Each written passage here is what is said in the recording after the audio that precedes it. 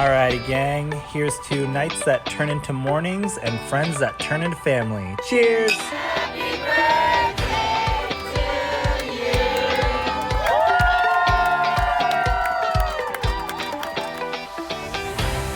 Hello. Welcome to the Friendship IRL podcast. I'm your host, Alex Alexander, and each week we explore what's working and what's not in our friendships, community, and connections. Have you ever wished you could sit down and have a conversation about what is really going on in your friendships?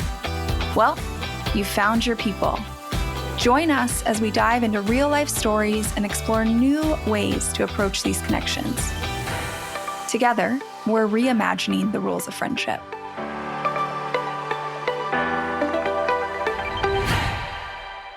Okay, let's talk about the Martha Stewart trap that so many of us have fallen into. Let's say you want to have people over. You have a creative gathering idea. People have been wanting to see your new place. And you're like, okay, I'm going to do it. I'm going to send the invite. I'm going to get everybody together. But then you start spiraling because you're looking around your house and you're like, oh my gosh, I need to deep clean everything. I need to organize everything. I don't even know what I'm going to serve people for dinner. I should probably make some fancy meal, but where are people even going to eat that meal? Because I don't have enough chairs. I don't have enough plates and place settings. And I was thinking about doing maybe a cheese board, but I don't have cheese knives or honestly a board to serve this cheese board on. So now you feel like, okay, so I should maybe buy some folding chairs and I need to buy some more place settings, or I guess buy nice disposables. And I'm buying a cheese board and cheese knives. And just like that, it's like, when did hosting become so expensive? And I'm here to tell you today that, spoiler alert, it doesn't have to be. You don't have to be a person who has designed your entire home around entertaining. You don't have to have all these fancy pieces of equipment. Like the food warmer or the beverage tub, the cheese knives, the 28-piece place setting dinnerware. You don't need any of that. This episode today is going to reframe a few things for you, but the first reframe I want to offer is this idea between hosting and entertaining. Think about those two words for a second. Entertaining is this idea of putting on a show. When I think of entertaining, and I say this with love, I tend to think of kind of a Martha Stewart type gathering. Now, please note, I grew up with Martha Stewart living arriving to my house every month without fail. Honestly, there might still be a subscription coming to my house. I don't really know. My mom loved Martha Stewart. I used to watch all of her shows. Her magazines were displayed. My mom would pull them down to reference. And personally, because I do like entertaining, I think that it is fun to do that sometimes. But I also was a professional wedding and event planner for over a decade. And I think doing that professionally has really made me think about things differently. There is entertaining, and then there is hosting. And they are very different. Honestly, when I was a wedding and event planner, I would say I was a better host than entertainer. Hosting to me is initiating and gathering people, and that can be done anywhere, any which way. It's really putting this focus on creating a comfortable space for people to connect. That's it. Entertaining, in my mind, and if I think back to my wedding career, entertaining was more of this focus on how can we make everything look picture perfect? How can we make it look like it goes in a wedding magazine? Like you could put it in Martha Stewart weddings. There's kind of a formula for it, depending on the day and age that you're in, because I do think the formula changes kind of, by decade. But, in your home, This formula would be serving a fancy meal, having all the right things, having a fully stocked bar, having, like the ice bucket, making sure there's appetizers, maybe having place cards or place settings. You don't need to do that if you are going to host people. You don't need to have a perfect home or an unlimited budget to bring people together. All you need is yourself and a little creativity, because you can design your gathering around keeping it very, very low cost. And that's what we're going to talk about today.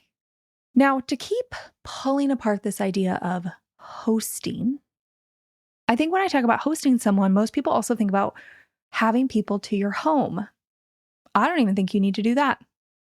You could host at a reception hall, at a hotel ballroom, at a park, at a game shop, at a museum. Like, think about it. When I was a wedding and event planner, people hosted events not in their home. Very rarely, sometimes, but very rarely was it in their home, right? Normally they rented a hotel ballroom. They rented a wedding venue. They rented a wedding venue that was a farm hours away. People host destination weddings across the world. So if you have it in your head that you need to be in your home, you don't. And we have plenty of examples of other ways to host. And you might be thinking, well, Alex, if I go somewhere else, I have to pay a fee. That's not true. That is not true at all. You could host something as simple as, this is actually happening this week with some friends. I have a friend who is hosting in my mind. She's done all the organization. We're going to go watch a local holiday parade. That's it. It's free. We have to get there. You have cost for transportation, but otherwise it's free. But what she has done is she's organized everyone. She's talked about the timing. She's talked about where we're meeting. We're all going to get together and we're going to go watch this parade. You could also contact some local game shops if those exist in your city or your town. And you could reserve a table at one of those game shops. I guess I don't know where you live, but where I live, those are free. I think you can get like a 2-hour reservation. They have a whole bunch of games. You go up and you borrow them at the front desk. Now, of course, they're going to give you a coupon hoping that you buy a game at the end, but you don't have to. You can just go in and play for free. There are spaces that exist out there. Think of the different businesses. Do a little research. What about community spaces? Is there a community hall? A rec center? Your library probably has rooms that you could rent. And by rent, I mean reserve. You could reserve a library room. There are public parks. You can host in all sorts of ways. Look up activities in your city or your community that are free, like this parade that I'm going to. And you can host somewhere else besides your home, right? Because in this sense, the host is the initiator or the organizer. You don't necessarily have to be the venue. And that, I think, comes from my wedding planning days. If you're like, well, I've never really thought about it that way, then maybe I'll just take a second here to let you know that I have a guide called the 6 Roles of Hosting Guide. I've had this for a really long time, but I just redid it. So now it's an audio guide. It has, I believe, 7 audios. They're all about 5 minutes or less. You can listen to it on your favorite podcast app. We will link it in the show notes. But it talks about these 6 roles of hosting. They are the initiator, the organizer, the food person, decor and mood, that's 1 role, day of organizer, and cleaning.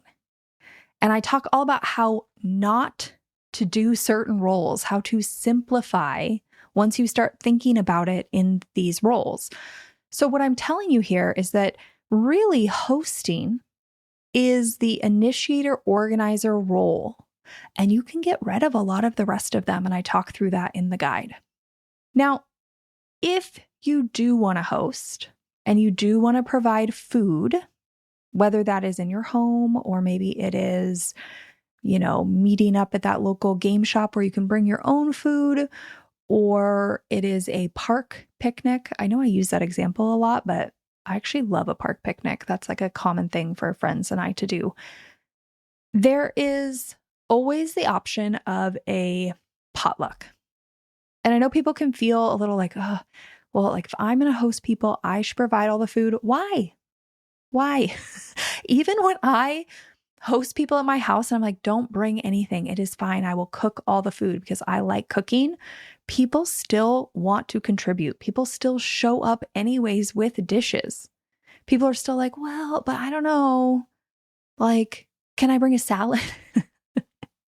So let any shame or anxiety you have about a potluck go and try and get creative with it instead. You can do so many things. One of my favorite gatherings, if I look back, it was just a really funny one, was we did like a clean out your freezer potluck night. So the request was that one thing you bought in the frozen food aisle because you thought you'd really like it. And it's fine, but like you've never really eaten it again. Or you bought it thinking you would try it, but you've never made it because really it's for a group.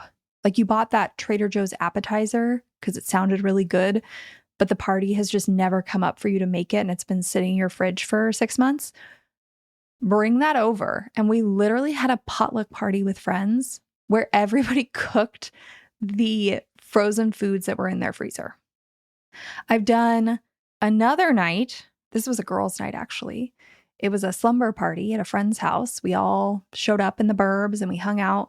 We went to Trader Joe's and we bought the things we've always wanted to try. So everybody picked out one item and it was normally like an appetizer type thing. Not always, but a lot of it was. That like, why would we ever buy that? It's not really a meal, but we've always wanted to try it. And then we cooked them all. So I think we all spent $5 to $8 and we had a grand old time. It does not need to be expensive, but it might cost us a little bit of our time thinking about creative ways. And it does require us to get over that anxiety of thinking we have to follow the same formula. A lot of people are tired of the formula. People want to get creative and do something different. And in my mind, right, those memories stand out because they are different. Some other like themed potlucks, right? You could do a favorite cookies night. Don't cook dinner. Tell people it's just cookies, and they could either bring a packaged cookie or bake a cookie. You could do a movie hangout with popcorn and everyone can bring their favorite popcorn topping. This just popped in my head, but I saw this on TikTok actually the other day. Somebody did a sauce party where everybody brought their favorite pasta sauce and the host cooked pasta. Pasta's pretty inexpensive. And people tried all the pasta sauces and ranked them.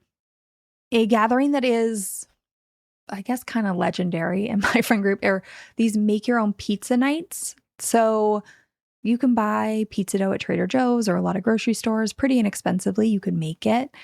But I would buy the pizza dough and a jar or two of sauce. And then everybody would bring their favorite topping. And then we would make pizzas from the combination of toppings that everybody brought. And if you're like, Alex, food just isn't my thing, then I'm here to remind you, you can host a midday gathering. Be upfront about the fact that there's no food provided. You do not have to cook some big fancy meal for it to be a worthwhile gathering. And in fact, so many of the most fun gatherings I've had when it comes to food are just really weird, out there, non-traditional food options for a party. Now, if you're trying to be mindful of your budget, if you're like, I want to get people together, but I'm broke, there is no money in the gathering budget this month, Alex. Then let's talk a little bit more about some free public options. I mentioned these earlier, this idea of park picnics, for example, that are my favorite. A park picnic's great because it can be one of those just kind of show up whenever you want. Like, hey, we will be at the park from 9 to 3. We're bringing a blanket. We're going to chill. Bring whatever you want to share with people. Maybe you bring a game. I don't know, hacky sack, frisbee golf, spike ball, whatever it is. And you just set out your blanket and people show up. Normally when we do this, people kind of understand, like, if you want food, you bring something. So most people kind of pack a little cooler or put some stuff in their bag, either for themselves or to share. I feel like we normally end up with kind of a mishmash in the middle blanket of different, I don't know, bags of chips and drinks and things. Oftentimes, probably people like already had them in their pantry. But if the park picnic isn't speaking to you, then I would spend a little time looking at some other community resources. Again, every city is going to be different. I'm in Seattle, so some of these ones I'm about to mention are specific to Seattle, and you're going to need to do research on your own city. But in Seattle, the first Thursday of every month has free museum hours.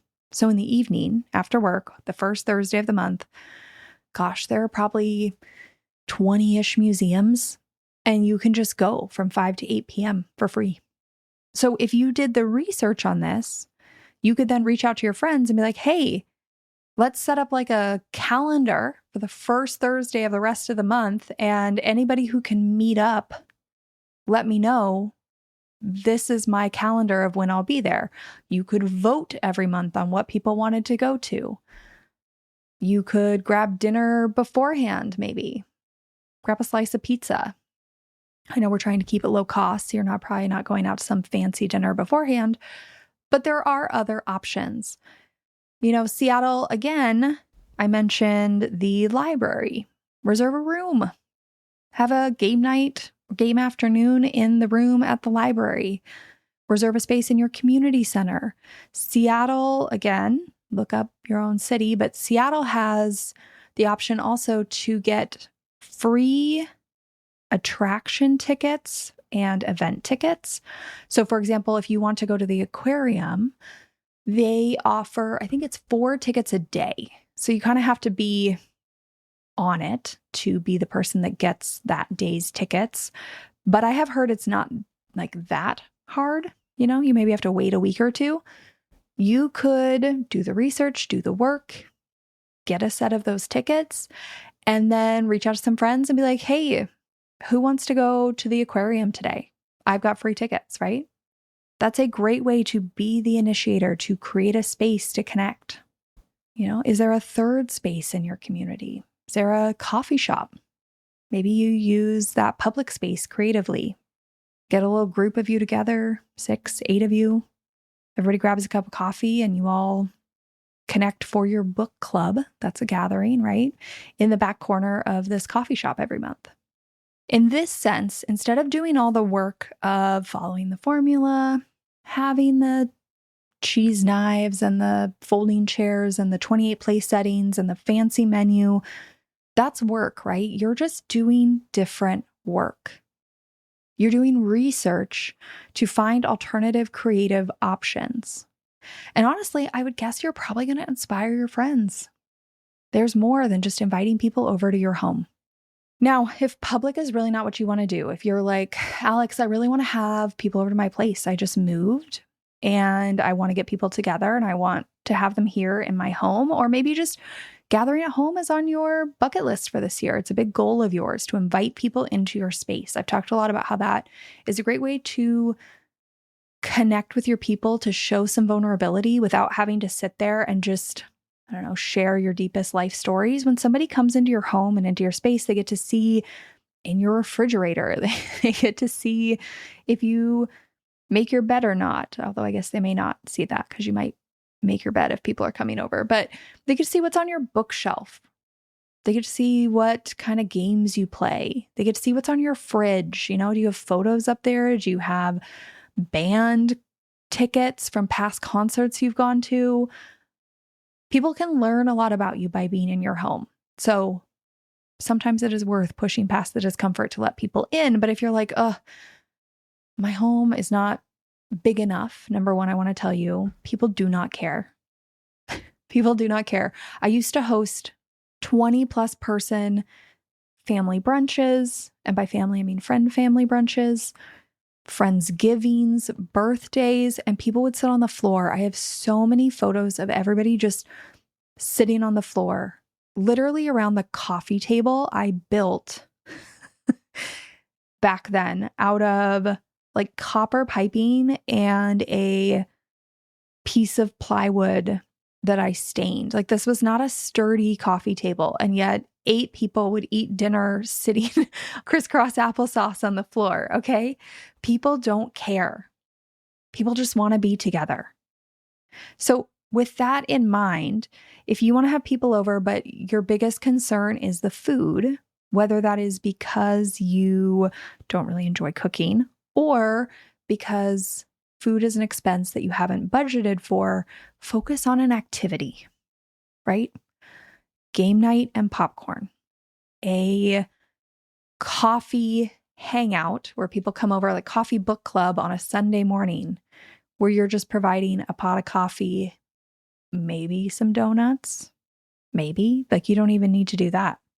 Because at the end of the day, what people want is to be let into your life a little bit. I covered that in the beginning.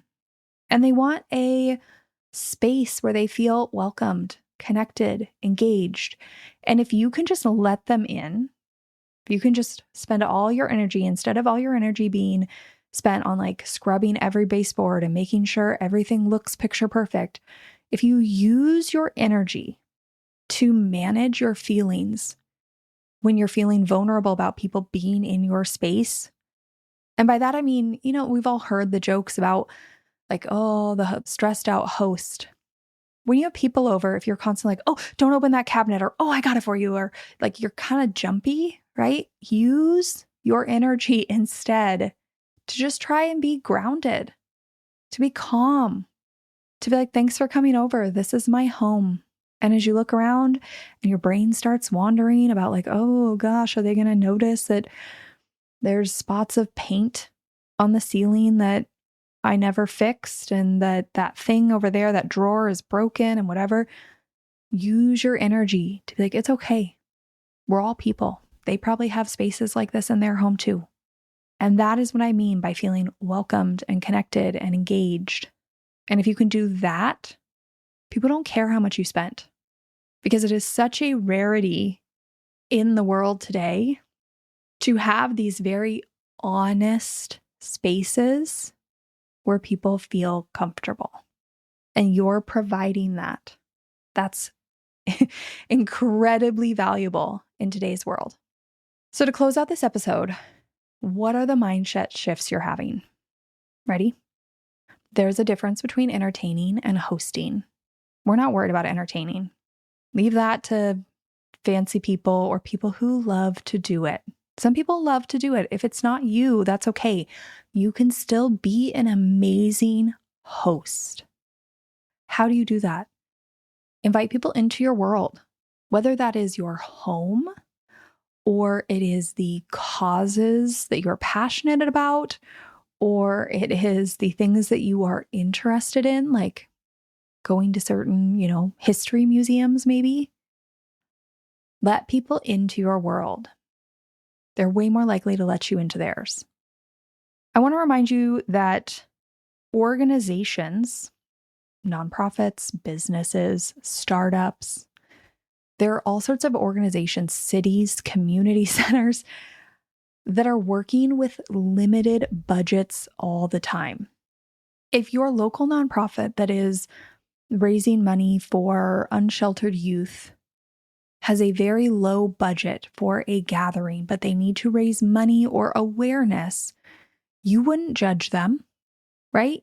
You'd be like, wow, I am so impressed that they got so creative to create a space to create awareness for a really important cause. So the next time you judge yourself, step outside a little bit and think like, wow, why am I so hard on myself when I would be celebrating somebody else for doing exactly this? Why is it that organizations are allowed to work with limited budgets, but people in our homes, we feel like they need to portray themselves a certain way? Let it go. And the final mindset shift, this moves right into it, is low cost doesn't mean low value. In fact, in my mind, often low cost creates constraints that make us all more creative, which actually makes it more memorable, which in my mind, to my value system, something that is memorable and engaging and creative, that is high value. I want that in a world where everything feels the same all the time. So with that, if you want to go a little bit further into shifting your mind around hosting, making it feel more accessible, making it feel more possible, right? Maybe a goal for this next year is to host one gathering. If that's you, then head to the show notes and download my 6 Rules of Hosting audio guide. It is going to completely shift how you think about gathering. It's going to give you a new way to plan and to conceptualize your gatherings as you think through each role and what you do want to do, what you don't want to do, what you're strong at, what your friends are strong at, how you can involve them in the planning and the organizing. And let's break the mold, because more in-person gatherings means more connection. At the end of the day, hosting is about connection, not budget. There's still so much we can do, even if your budget for this next gathering is literally 0. With that, I'll see you next week. Thank you for listening to this episode of Friendship IRL. I am so honored to have these conversations with you, but don't let the chat die here. Send me a voice message. I created a special website just to chat with you. You can find it at alex.chat. You can also find me on Instagram. My handle at it's Alex Alexander, or go ahead and leave a review wherever you prefer to listen to podcasts. Now, if you want to take this conversation a step further, send this episode to a friend. Tell them you found it interesting and use what we just talked about as a conversation starter the next time you and your friend hang out. No need for a teary goodbye. I'll be back with a new episode next week.